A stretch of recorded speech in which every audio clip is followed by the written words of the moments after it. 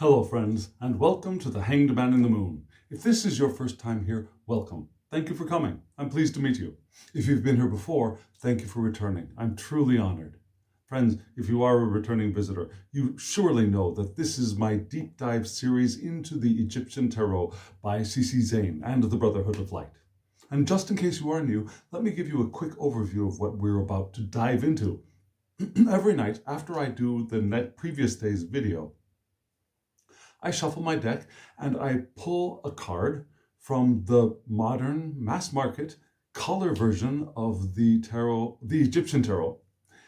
And I then pull the matching card from my older, a very out of print, charcoal gray and white version of the same deck. Now, when you see the cards, you will often notice that there are some slight differences, sometimes actually great differences. Yesterday's video, the Sage, the Hermit cards were very different in the two decks.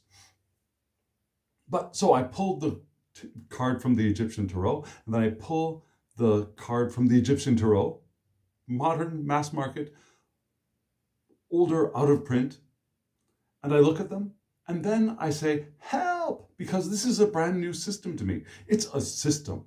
Yeah, it's a very different system from either the Golden Dawn systems, such as the Waite Smith, the RWS, or the Thoth system created by Aleister Crowley and Lady Frida Harris. It's also different from Tarot de Marseille. It's also different from other continental tarot decks. This is a very different system that I'm trying to learn. And so I ask for help from a deck that I am more comfortable with, one that I've been practicing with for over 6 months. The Tarot of the Holy Light by Christine Payne-Towler, a beautiful deck, a beautiful creator. And I'm more familiar with it than I was then. Then, when I was first trying it out, I used the Light Seer's Tarot as my helper deck. Now I'm using the Tarot of the Holy Light as my helper. So I do a 3-card draw from that deck. Very standard. Energy, challenge, instead of obstacle, challenge, and advice or outcome. And then I go to sleep and I wake up and I live my day. And at the end of the day, I come back and I analyze that spread and see how the meanings, the symbols, the significances of the cards and the spreads either revealed themselves to me during the day or perhaps they did not. And then I record this video. And here we are with the decks and with the spread for today and the daily draw card. So let's start with the daily draw card. Here it is. What did you think of those cards? Yeah, the 9 of Cups, right? And did you notice that these cards were almost exactly the same? The stars were a little bit different, but they looked very similar, right? Let me show you the cards again, both in the color and the charcoal gray and white versions. Here we go, the 9 of Cups. And you can see in these cards that the 9 of Cups is, let me try getting this a little bit better. Here we go. There we go. There we go. So the 9 of Cups is the, you see Scorpio, you see Pisces, you also see probably Pluto down there at the bottom, right? Yes, Pluto at the bottom. So the 9 of Cups, what is the 9 of Cups? The 9 of Cups points to the Scorpio decadent of Pisces and its sub-ruler, Jupiter or Pluto, from which the fixed aspect of mutable water vital attributes enter into our world. Yeah, the attributes of, it depends on which planet you swing with. Yeah, personally, I'm more of a 7 visible lights kind of guy. Some people want to do the 9 planets of the solar system with the sun and the moon and the stars in the morning and the moon at night. I'm more of a 7 lights kind of guy, but the creator of this deck included the 3 planets of, well, at least they thought it was a planet, right? Pluto, and then Neptune and Uranus in the system that C.C. Zane created. For me, I'm more of a let's stop at Saturn kind of guy. So for me, I'm going to stick with Jupiter in this card. Now, so Jupiter or Pluto, Jupiter is shining its light through the Scorpio decadent of Pisces into our world, and the house of Pisces into the world. So we've got the meanings, the symbols, the significance of Jupiter or Pluto as it brings energy, as it brings its attributes down, and those attributes are filtered through the other attributes of the sign and the house, filter through those and are affected by and are changed, are I don't want to say mutated, but it's something like that. They're changed as they move into our sphere and into our birth charts or into our lives. And Jupiter is an expansive planet, right? And Scorpio is a little bit harsh, crystallized version of the Scorpio decadent of Pisces is a crystallized water of a more mutable water. So we've got that crystallized aspect of Scorpio in the softer, perhaps deeper aspect of Pisces as that energy, that significance comes down into the world. Why am I rambling on so much? Because that affects how we read the card. It affects how this card affects us. And that's why perhaps we often call this the wish card. Now, that expansiveness of Jupiter, even though it's going through this crystallized Scorpio here through the, again, expansiveness of Pisces into the world. Now we've got that idea of the wish, hopes being realized, our emotions being our guides, perhaps, and guiding our lives, and our passions are supplanted by exalted love, perhaps. Now, the passions, those things that we really feel like we're drawn to doing, and the things that we're really attracted to, are exalted by Jupiter into this expansiveness of love. And our strong desires are for affection, and our strong desires are for emotional stability as well. Now, the Scorpio is fixed, right? We want that stability in Scorpio, though it is somewhat crystallized and somewhat harsh. We're looking for harmony, especially domestic harmony. And this card can bring a desirable outcome to whatever we're focusing our attention on in the spread, especially. To me, it's like agape in a sense. Do you know agape? Agape is the spiritual love based on and for the purpose of cooperation, of the group, the friendship kind of love. And wisdom of the heart, our heart's wisdom, guides us in our affairs.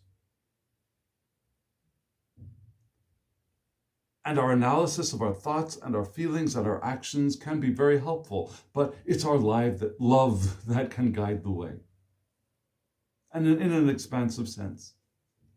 And so that was the primary message for me for today. But we also have, do you see that constellation there at the top? We've had this card in this series, in this deep dive already. Now, do you see that constellation? That is Cassiopeia.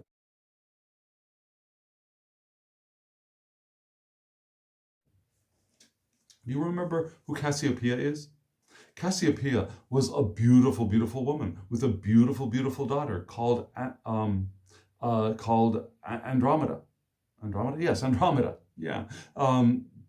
Cassiopeia was the queen of Ethiopia and was married to the king, Cepheus.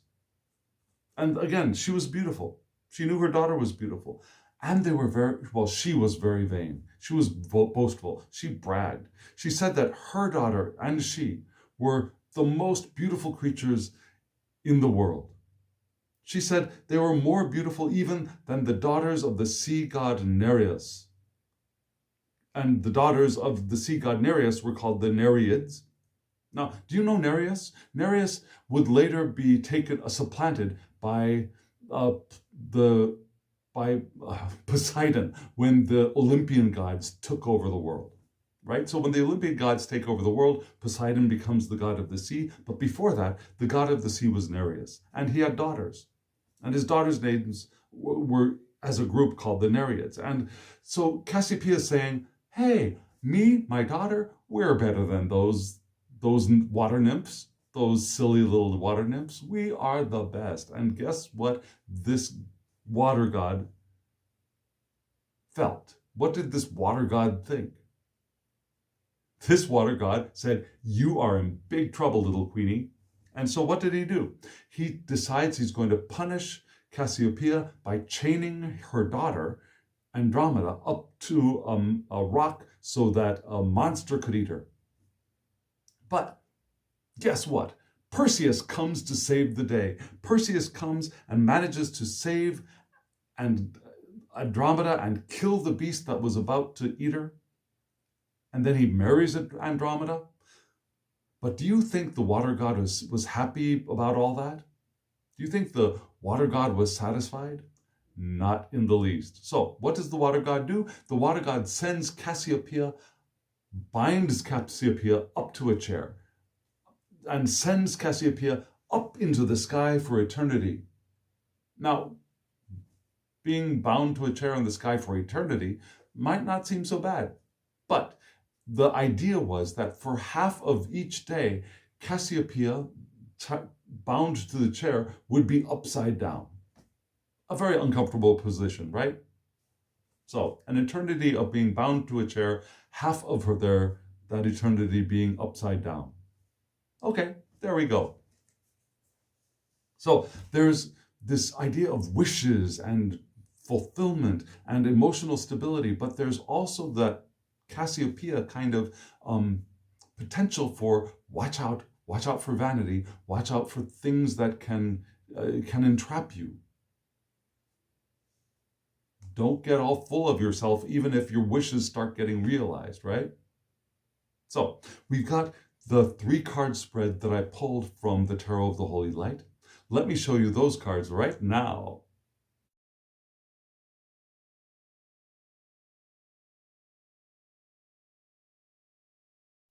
Those are interesting cards, are they not? They're beautiful cards, of course, but they are interesting cards in a line. Yeah, from left to right, you saw that I got the 9 of Wands, another 9, right? And then we had, that's the energy, the situation. The challenge was the Empress, a very worthy challenge, if you ask me. And then the advice or the outcome was the Tower. That was something that was a little bit unsettling, frankly. Now, as I'm reading this analysis, this reflection, this rumination to you, I'm still trying to figure out, frankly, how this all reflected itself or revealed itself for me during the day. I'm still trying to figure that out. So come on the journey with me and hopefully pray that I'll be able to figure this out with you together. Help me. So here we go. The 9 of Wands. The 9 of Wands. This card came up for me a couple of times when I was in Iceland. And you can see this card. We have the volcano erupting, yeah? Do you see the cave down there underneath the volcano? Inside of the cave, there are both a goat and a wolf. Not exactly natural friends, right? They're natural enemies. One is a natural predator of the other. The volcano is erupting, but we still got some very healthy green foliage. We got some flowers, we got the leaves, very healthy on the side. It's not all burned up yet. In fact, those two creatures seem to have found good, safe shelter. And what is this card? Now, this card right here is the 9 of Wands. It points to the Sagittarius decadent of Sagittarius. It's supersized Sagittarius and its sub-ruler, Jupiter, from which these mutable aspects of mutable fire, vital attributes, enter our world. Now, so Jupiter, again here. Now, I know this is Pluto, but for me, this is Jupiter. So we got Jupiter again here. We got 9. A lot of 9s, right? especially in a row. What is the significance of the Nine of the Cups? For me, the significance is the Nine of Wands. All Jupiterian, all this expansiveness. And in this card, Jupiter's double whammy influences let me try that again. In this card, Jupiter's double whammy influence brings bigger than life situations. We may want to take shelter, even if it's with our natural enemy in this situation. Now, the supersized expansiveness of Jupiter in this fire coming through all of the Sagittarius in Sagittarius fire is explosive and warrants a little bit of self-protection. We might feel jinxed in this card. We might feel like the gods have got it out for us, perhaps just as Cassiopeia may have felt jinxed by the gods and that they had it out for her, even though she really did call it upon herself. And maybe in this card, we have potentially called this upon ourselves, even though we feel like we are the scapegoats or the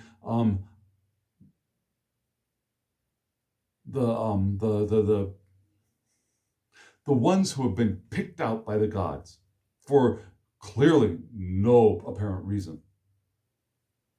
So, to survive the upheaval that this event or this signifying energy will also bring a shift of consciousness. So there is that potential of expansion and growth within from that explosive situation that we may be facing. We may need a little bit of time out to recover from the stress and to restore our vital energies, just as those two little creatures are doing right down there. So if we have found a spot of safety, it could be wise to take advantage of it. If we have not, it could be wise to find one, even if it is with somebody, even if somebody that could be a natural enemy of ours is already in there. Find safety, find shelter. So this brings us to the challenge. And yesterday's challenge really seemed like an obstacle, something to avoid. This challenge seems like something to reach for. Now, the Empress. You noticed that all three cards from the Tarot of the Holy Light were upright, right? Were upright. Yeah? And I deliberately shuffle reversals into this deck every time I shuffle. Now, I split it in half, I turn half of it around, and I riffle shuffle. Yes, I riffle shuffle. And then I split it again, I turn half of it around, and I riffle shuffle. So after so many shufflings of reversals in, having three cards in a row, all upright, was noticeable, was significant, I believe. So we've got the Empress here. The Empress's significance in this system, in this deck, is Venus. So the Empress points to Venus, from which the vital attributes of both fixed earth through Taurus and mutable air through Libra enter our world. Now, Venus is the domiciles for Venus are Taurus and Libra, right? So we've got her home's energies also, I believe, entering the world through this card. And we've also got the Hebrew letter Gimel, which is camel, which is the life-saving, the life-giving vehicle of the desert, from which a lot of our symbols for these, our esoteric decks come from. The Middle East, Egypt, Iraq, ancient Iraq, Persia. A lot of our esoterica that we use today comes from that region of the world, where a camel would be a life-saving beast traveling through desert lands, something that can survive with no water while we carry the water that we need to survive. So the camel. And you'll notice the all the humps, I'm sorry, all of the humps on our Empress, right? And we also see horses, right? The horses of perhaps the gods, the eternal horses, including Pegasus. It looks like one here is a unicorn. Can you see that one? Which one? This one right here, the one on that side. Can you see the unicorn there? This is a beautiful card. This card is ripe with life-giving energy, right? Life-giving power. She's got her foot on the moon, just like a lot of images of the Madonna. For example, Our Lady of Guadalupe has her foot on a moon. The Marian images, many of them have Mary's foot on the moon. So that's very interesting and a beautiful expression of this Empress card, I believe. So who is the Empress? Well, the Empress, again, can be Venus herself, the goddess of attraction, harmony, magnetism, charisma, and resonance. The vibratory resonance between beings, between objects. Now, we pluck the string on one guitar and other guitars will vibrate. That's a kind of resonance. Yeah? We find somebody who our souls seem to match, and there's a resonance between us in our emotional interaction. So there's a lot of power here, right? She could also be Sophia, the great mother, the great creatrix of this physical universe, or especially this planet. Now, she's the attractive force that enlivens all of nature. And we got that idea of the law of attraction here too. She evokes a universal attraction. It's instead of the creation of going out there and doing stuff in the world, it's the creation of allowing space for the things that resonate with our creative power to come and live and thrive and grow and flourish. She's beyond artifice, she's beyond appearances, and she's the communicator of being, of beauty, availing herself of innate divine inspiration. And she might also be reminding us that many of us don't allow ourselves to really perceive our desires. We keep our desires in the unconscious because we're afraid of looking at them. We're afraid that if we want it too much, we will be disappointed, we'll be hurt, or that we want it too much so it can't be a good thing. Or it could be an indication that, as many do, that we cringe away from the results of the creative passions that we've put out into the world. Now we've put out this creative energy into the world, and the results happen, and that's not me. I didn't do that. Right? So we want to reflect on what is it that we really desire. And when we put those energies out into the world, we want to own those energies. We want to own that desire, own the attraction that we have manifested. So there's a lot of creative power. And we often see the Venus as a feminine figure. I mean, the Venus planet is the sign of woman and the feminine in our little signs and symbols in the world. However, especially in this deck, Venus is the balancing point between the male Magus and the female High Priestess. She's the balancing point. She's the resolution of the two different kinds of energies entering into the world, and this creative power is born. And I love the card. And I love how nurturing she seems, right? She's ready to nurture whatever it is that she's created. And then, so this is what I think I am to be aiming for, right? And then what is, I don't know, what I called the advice or the outcome was the Tower.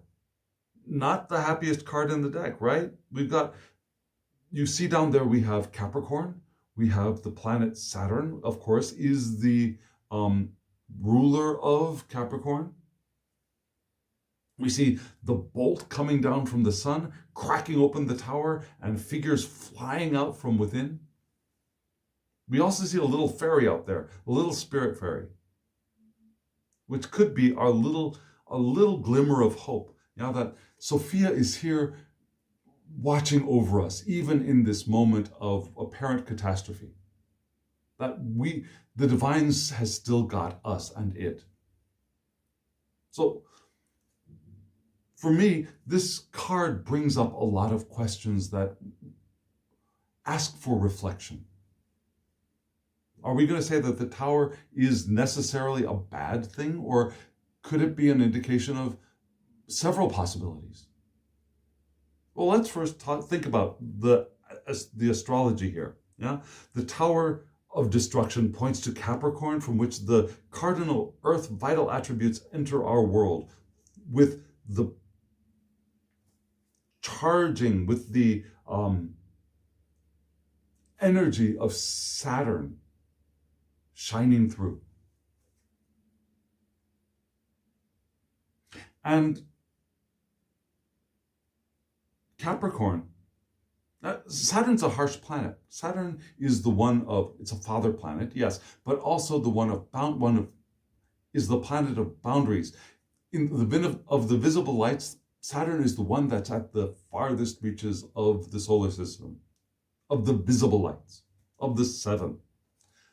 It's also the planet of cuttings and endings and clippings off of. It's the one of ye shall not pass. In Capricorn, and for me, Capricorn is, what is Capricorn? Capricorn is cardinal Earth, yeah, it's cardinal. It's pointing in the direction of something. It's the working towards something. And when we think of that symbol of the ram for Capricorn, it's not just a ram, it's a ram with the tail and everything, but we think of striving for success, trying to reach a pinnacle, a height. At least that's what I think of. And that, in combination with this, we have the potential for either reaching a height or being struck down before we get there, I think. The Hebrew letter for this card is ayin, which is the letter for the eyes, for seeing, for piercing through into the observable universe. So maybe this is the eye piercing through into the visible universe and finding something that may need to be either opened or destroyed. So what is this lightning? Is this lightning a divine punishment, or is it an event of nature, just a natural thing? Is it a destruction of something that we hold dear, of our homes, our domiciles? Or is it a release from our prisons?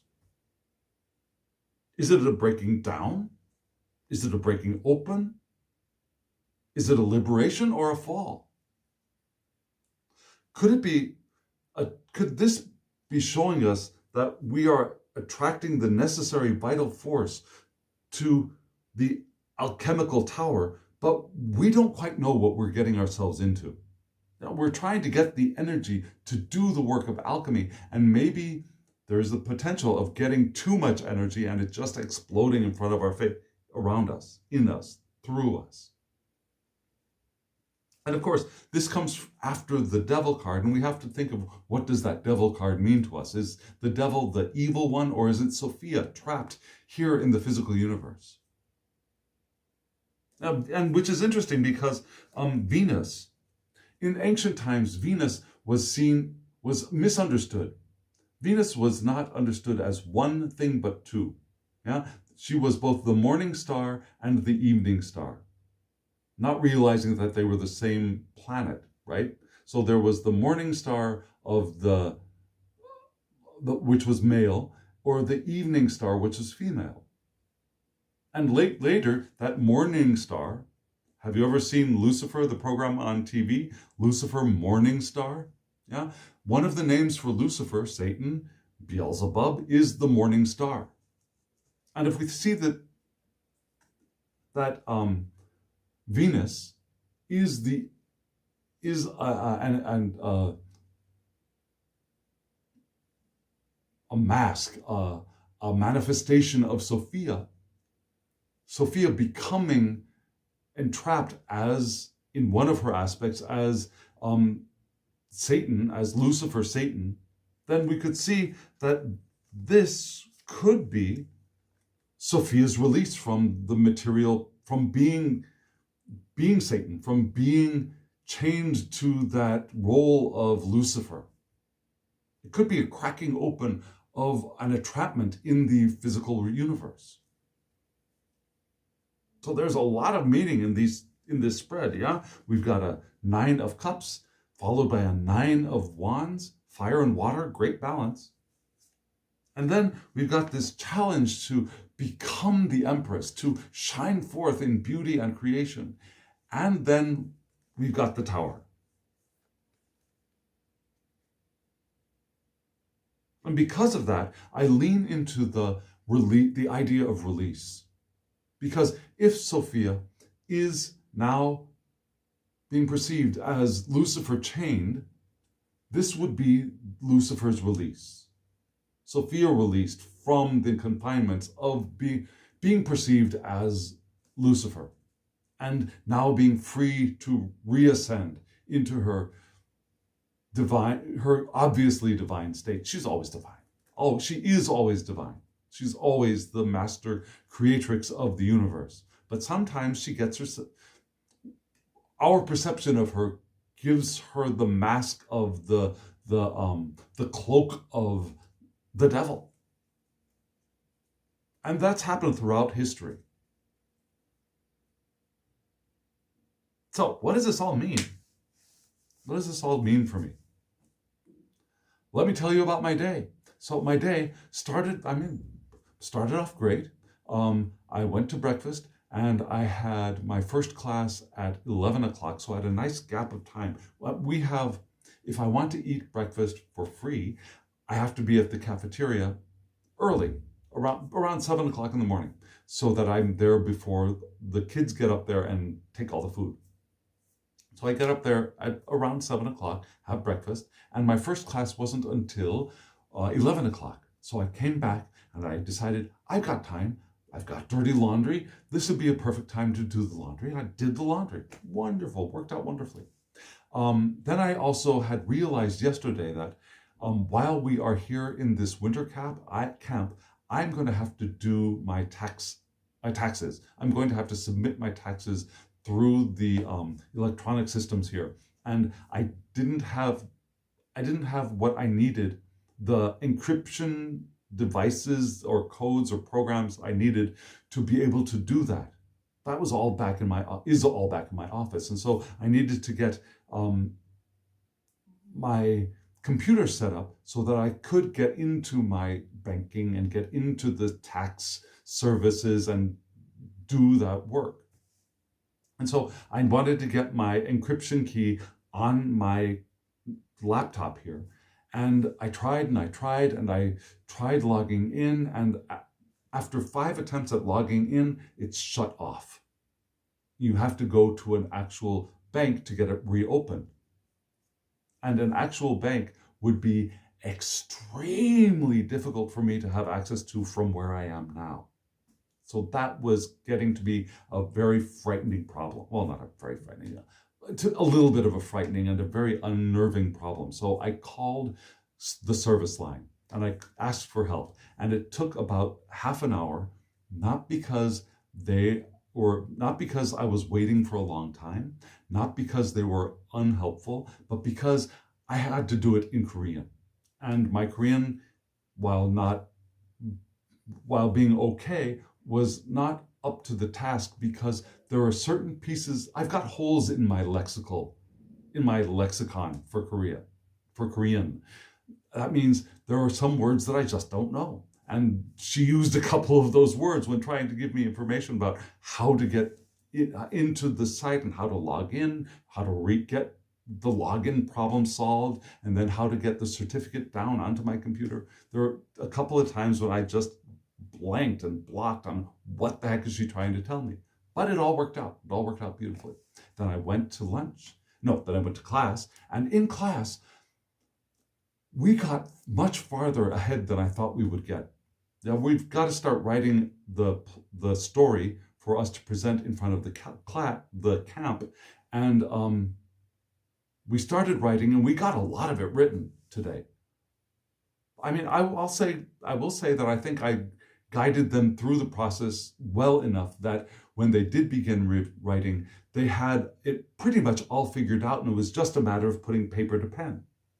I mean, pen to paper. So that went up wonderfully. Went to lunch. Lunch was okay. Came back after lunch, and I forgot one thing, which was another little chocolate. In this camp, the students are almost always there at least 5, if not 10 minutes early. They end one class and they've got guides who take them from one place to another, and they follow their guides. They're all very well managed, and they get there early. And so while I'm still setting up, all the kids walk in, and I've gotten used to that, to them coming in, sitting down, and getting a little bit antsy because they're there a little bit too early. But my first class today, I got all set up and nobody was there. Of course, I got there a little bit early, but still, when I got set up, it was only about 5 minutes before the start of class, and still nobody was there. And then it was about 1 minute to class, and still nobody was there.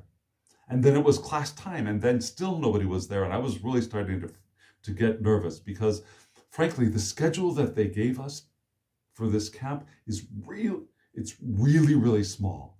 It's like 8 point of a font. It's a really, really small font. And there are a lot of numbers on the sheets because everybody's name is there, and it's really difficult to read. And so I transferred that information into my regular calendar by hand, and I thought, oh my God, did I misread the calendar? Was I supposed to be here at 9? Did I miss a class? Is that why nobody is here now? Oh my God, what's happening? So I asked another teacher, I asked one of the TAs, teacher assistants, and then about 2 minutes after the hour, students started coming in. And so that was interesting. But that class went well. It went beautifully. Then after lunch, I told you lunch was fine. The next 2 classes were okay. The very last class was a little bit, they were tired, I think, and they're not the most organized class of the classes. So there were some of them that were not really following the program as well as my other 2 classes, but we were okay. I went to dinner, fine. After dinner, I wanted to walk. 2 of my friends were walking to the gym because they wanted to shoot some basketball. And I realized that I wanted to take a look at that gym to see how the stage was set up for my class, for them doing their stories, because that's where they would be doing their stories. And I wanted to see if there were any kind of screens there available. I just wanted to give it a quick glance. So I walked over there with them. I gave it a glance. Now I know what questions to ask to get myself and the students prepared. And then I started walking back in a very dark path to our apartments here.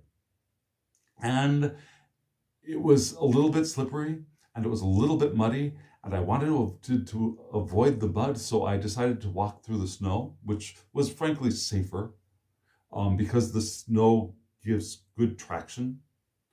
And then I got to the end of the snow. It was still pretty dark, and I stepped off of the snow in what looked like it would be solid ground, but it wasn't. It was slick mud. And so I put my foot down, and my foot went up into the air, and I came crashing down onto the ground and hurt myself a little bit. I mean, it hurts. There is pain. And we'll have to see what it's like tomorrow. I think I banged my bone here, my shoulder bone a little bit. But I got up. The person I was walking with helped me up, and I allowed my friend to help me up, and I walked in here and I started doing stuff. And yes, when I tried to set up the camera, it hurts a little bit. When I was doing other stuff, it hurts a little bit. Right now, it hurts a little bit less because I'm trying to tell you how much it hurts.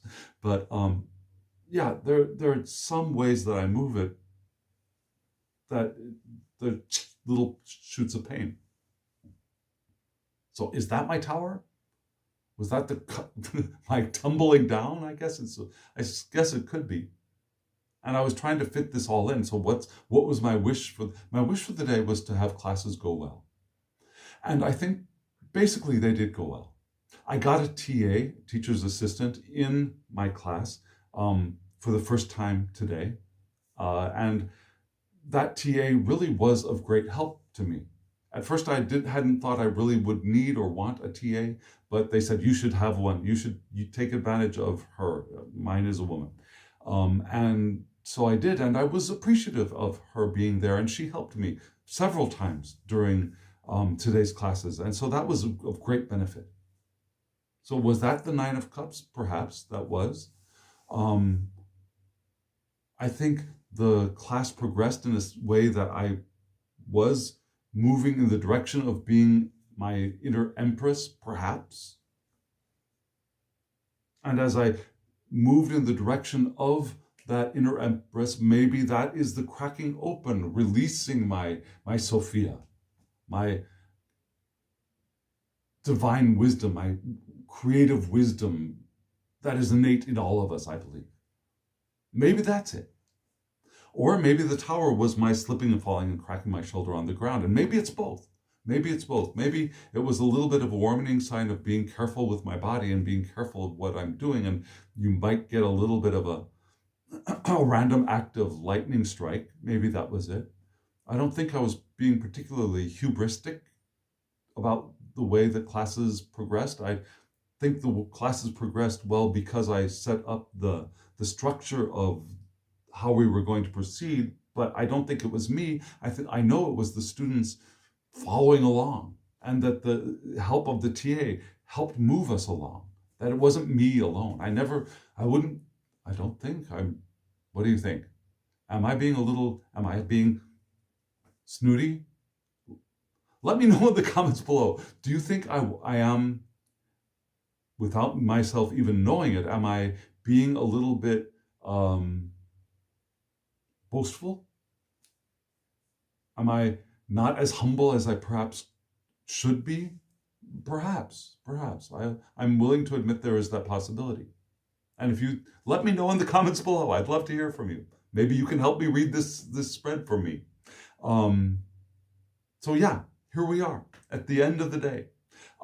If you were curious, my charm cast for the day was the Queen of Swords. Now, the clear-sighted one, the one of clear vision and cutting away the bullshit, and being honest, being a little bit of a wiseacre, I think. She's, I think, the wittiest one of the courts. She's got her black cat down here somewhere. Wait a second, am I lying?